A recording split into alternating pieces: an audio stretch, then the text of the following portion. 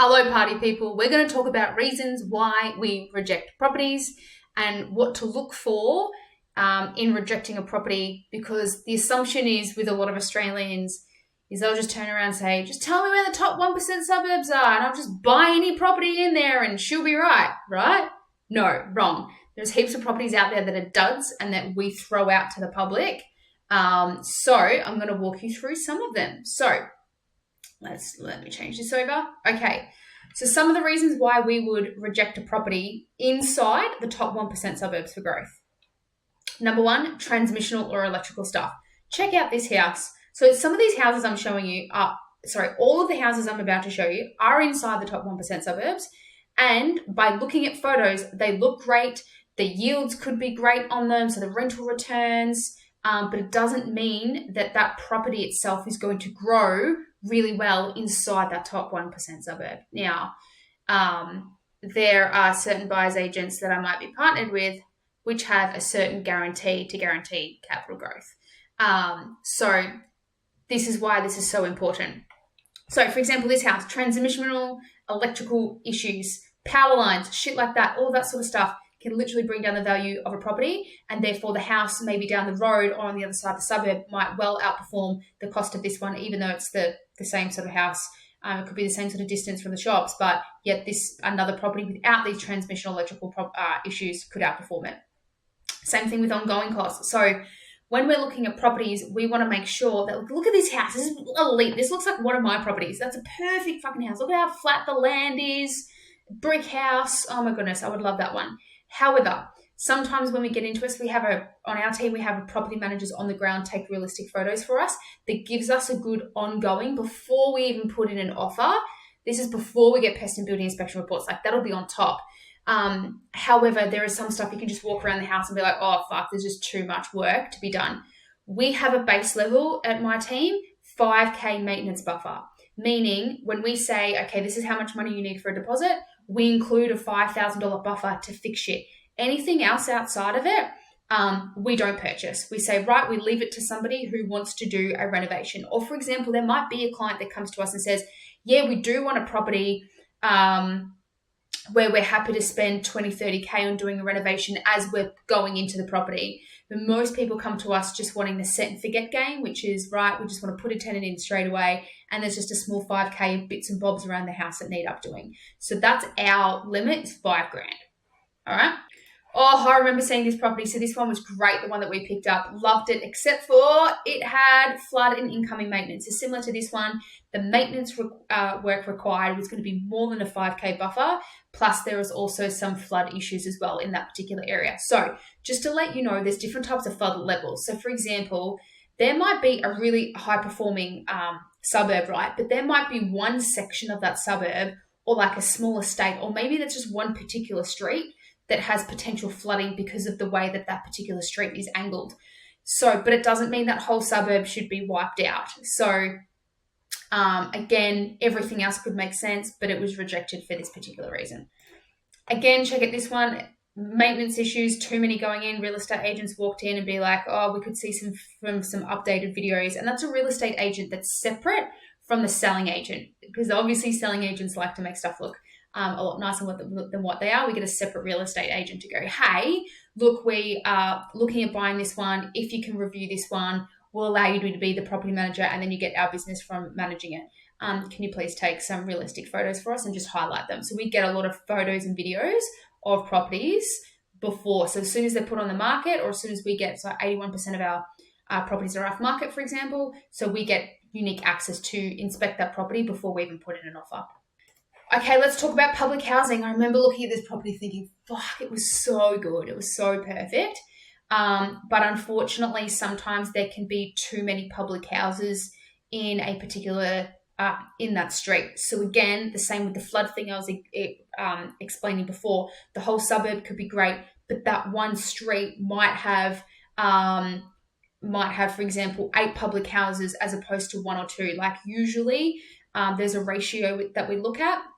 So for example, there could be 2 or 3 public houses within the street, but any more than that, it's getting too much, and that would impact the future growth of that particular property in that particular street inside that suburb. but yet the rest of the suburb could be amazing. So we also need access to public housing. Now, most states have this. South Australia does not have this legal information. We can't legally grab it, unfortunately. It is private information in South Australia, even though there are some top 1% suburbs. So that sometimes that is a risk in South Australia, is not having access to that. But there's other ways that we can potentially forecast it by making sure, for example, that all the land around it is filled up. And yeah, there's some other things that we look into. So anyway, there's a couple of things to look out for. Okay, some other red flags we look out for is how the selling agent is responding to us, or if the seller is selling it privately. When a seller is selling it privately, there is big red flags for us. So it is much easier for professionals to work with professionals, for example. And it can be a bit of a nightmare. Typically when buying off a private seller, it's just a fucking nightmare. So we would usually leave it. Something else we need to look for as well on this one. What was it? Right. So different community-based titles. So there are heaps of properties in Australia where, for example, we'll see great house, but right next door, it might be owned by the council or the government, for example. And then you can then match it to see, okay, do these guys have any plans to do something else with it? And so for this particular property next door, there's some sort of development being planned for that. That's a red flag. We don't want to go anywhere near it, again, because we're not sure about it. Now, that particular development might just be more housing, but again, that might become public housing, for example. So we want to stay away from that as well. And then again, the same point to the next point for this particular property, vacant parcel of land. Again, we don't know what's going to happen with that, so it's not worth us risking the capital growth of your property. So again, just like everything else, this property could have been fucking elite and ticked every other single box. Really great yield, still inside the top 1% suburbs. The property might not have had any particular maintenance problems with it, but purely because there's shit going on around it, we need to throw it out to the public. It doesn't mean that there's not going to be any growth in it at all. But again, we're looking for the top 1% property, like the perfect needle in the haystack. So the perfect 1% type of property inside the 1% suburbs. All right, again, some maintenance issues with this one. I remember this one was just flooring. So there was heaps of problems with the flooring, and it was going to go well above that 5K limit that the client wanted to spend. So, however, there might have been a particular client who was happy to spend, again, $20,000 on fixing it, but we would have had to have got it at $20,000 less in order for the value of the property to be worth spending that type of money. So you need a certain type of client who could be fucked dealing with that. So I generally do have some clients that want to do that. They're like, hell yeah, give me that if it means, I can make an extra $40,000, $50,000 coming into it, but it's a lot of work, and a lot of people just can't be bothered with that. So here we go, a perfect example of someone trying to go after a property that's just not worth it. This happens all the time. Real estate agents list properties way less than what they are worth and what we know that they are worth and what they'll end up being paid for. And then the same thing is where they'll list it at a certain price, but we know it's definitely not worth that. So we will turn around and say, well, you've advertised it for $340. We know it's only worth $320. Based on its block size, it's not worth that, even though other things for that particular property, again, it's still inside the top 1% suburbs and, so it just goes to show that really understanding what a property is worth, and you really have to have a lot of data in these particular areas to even understand it as well. And here's some more examples. Again, too close to the airport. Again, it could be inside the top 1% suburbs.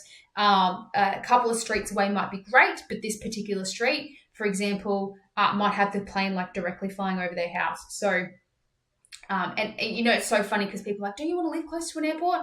Well, not too close. So there's a bit of a balance. Again, radius check to other shops or major facilities around that area. It might just be too far away. Again, even though it might be inside the postcode of where we say, yeah, the data is going to drive it, but not if it's too far away. In terms of its purchase price, again, another flood zone property, but everything else made sense. And again, too many public houses at the street level. So there you go. Hopefully that was of value to you. So if you were looking for property on your own and doing investing on your own, these are some of the things that you need to look out for and grab data on. There's a number of different resources in Australia to grab all of this. And this is all the reason why me as a property investor, as an active property investor, there's also a coach, I highly recommend Australians using professional services such as buyer's agents to do this legwork for you and to understand what properties are truly worth.